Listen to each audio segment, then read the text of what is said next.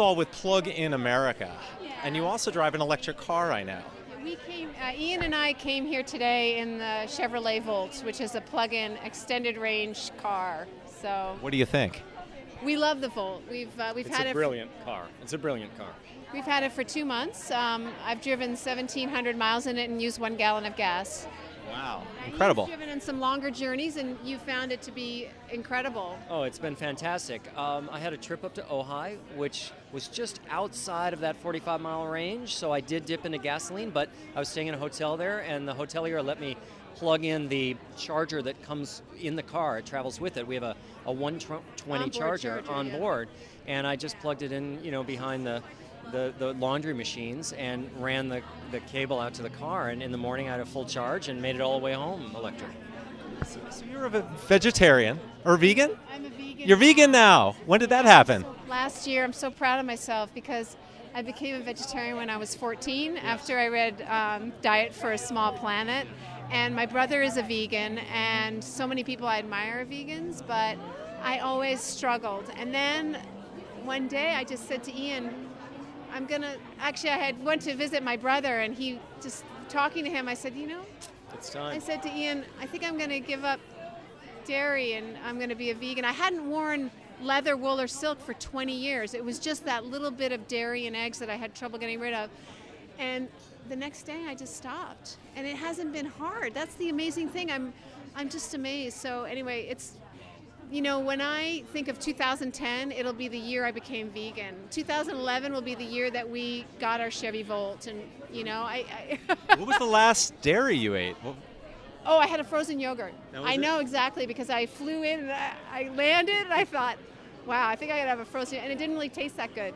So You did something amazing that I read about. For 1 month, you purchased just soap and food. and we did. Oh, Can yeah. you talk a little bit about that? Well, We have in the past set challenges for ourselves, and oftentimes I think it happens in January, where one January we got rid of one thing a day.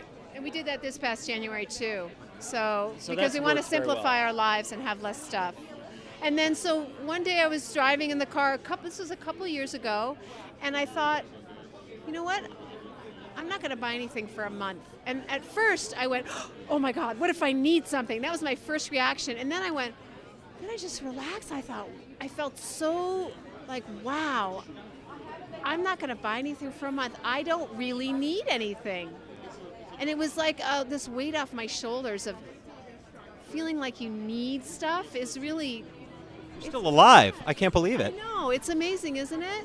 Now, But- just last week we heard about this guy who reduced his possessions to Yeah. 100 items. You'll have to go look at him. He's in San Diego, and he's trying to reduce all his possessions to 100 items. And we heard about that and thought, Yeah, we thought, maybe we'll. how many items do we really need? Yeah, we're going to start. That's going to be our next thing, is to try and set a goal and try and get our possessions down even more. Have you thought of taking up gardening naked? Would you like to teach me how to do that? I'm an expert, absolutely. I'll teach both of you. All right, you got it. So excellent. Just to let you know, Jonathan behind the camera here has devised the no trash diet. Now, what is the no trash diet? January of 2010, he decided that he didn't want to buy anything that was in non-biodegradable packaging. And he has the URL, website address, notrashdiet.com. He actually lost weight as a result of, now you can be a meat eater or You vegetarian. wouldn't be able to eat the Larabar I just had before that, because I don't it think has the a wrapper. plastic wrapper would work. He could make his own Larabar, but he can't eat a Larabar because it's in plastic. That's brilliant. awesome, and I'm going to be. brilliant. Boy's giving us another challenge. Huh? Yeah. wow. Notrashdiet.com, that's what he's doing. Okay. Well, now that's what I'm doing too. Are you doing it too? Well, I've been a vegan for a long time. Raw food is 20 years. Almost 20 years. Raw food for about 10 years. I'm 90% raw now. So I'm doing it. Your next step is Congratulations. breatharian, What is that? Your next step is breatharian. Breatharian, So- yeah. Well, that's, yeah. I'm gonna try that. I admire you so much. Yeah, still going. That's Still going great. strong. I had my blood checked. I'm completely healthy, and it's really eco. I mean, can you talk a little bit about how eco veganism is? I'm sure you know.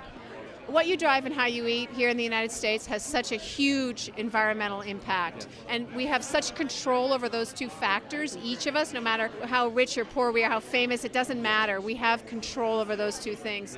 So in terms of food, animals, the factory farming emits so much methane into the air. Uses so much water. Uses so Uses much so water, much water. creates so much waste. It pollutes the water, the groundwater, and is cruel on top of it and unhealthy. And actually, my nutritionist is amazed at how great my cholesterol levels are. He says they're the best that he's ever seen in any of his clients, and I attribute it. He doesn't attribute it to this, but I attribute it to my non-meat diet.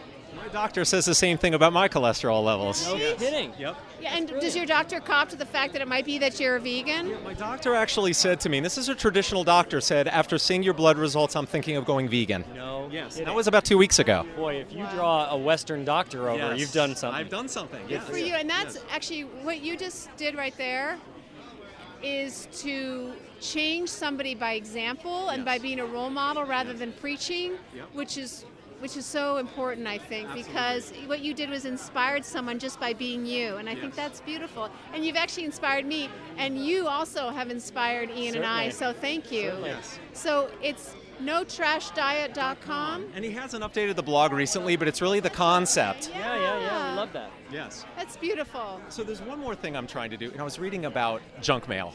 100 million trees last year were chopped down to create the junk mail that goes to Americans. 100 million trees, okay?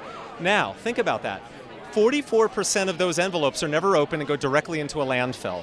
So what can we do? I wrote an article today on Living Eco, which is our site, about what we can do to reduce or eliminate junk mail altogether. Junk mail is junk mail. Why do we even need it? That's something else you might want to think about. Well, we have a policy whenever we're on the no junk mail lists, And there's several of them. It's actually a little more complex than putting yourself on one list. once you buy one thing from somewhere, then you You're on it. immediately get on a list of the family of that company. And the thing is, the easiest thing to do is just to say, oh, this came and I'm so frustrated by that, and recycle it. Yep. But to go that extra step and to make the call and to ask to be removed from their mailing, Yes. I mean, it takes a few minutes, but it's worth it. And that's you what have we do. to be diligent Every about that. time when we get a catalog, and we just call right away and Yep. say, sometimes I ask, where did you get my name? Yep. And they won't tell you most of the time. Like, I've only gotten someone to tell. But, and then you tell them you're on the no mail list, no junk mail Yep. list, and they get a little more like, Yep. oh. So it's really important to make that So call. I'm going to put a link in this video to the article that I wrote on how to eliminate junk mail, because 100 million trees a year, it's ridiculous. So is that your solution? Is to put yourself on the no junk mail list, and I guess to not. There were not 15 buy things. 15 suggestions I came up with. Yes, Oh, wow. 15, and it's everything from calling up your credit card companies to make it so they don't send those checks that they send. They send checks occasionally. Getting what about catalogs or phone books? Do you need phone books? No, we don't need phone books anymore. And you could there's now a no phone book Yes. list, and we're on that. Yes. We're on that because it really irritated me, because phone books are made from the forest from the old growth forests up in Canada. The yellow pages, very bad. Yeah. Let's clean up the mess together. Yeah, thank you so much. It was really nice to talk Pleasure to meeting you. both of you. Nice talking to you. I do. I'll Will you take us Yeah, forward? That'd yeah, be let's great. talk. Is it Ken? Ken Spector, yes. Ken. What we have is we have about 15,000 green products that are rated on their greenness. Loads of products. And we're doing media as well as a store to this is Living educate Eco? people. Yes.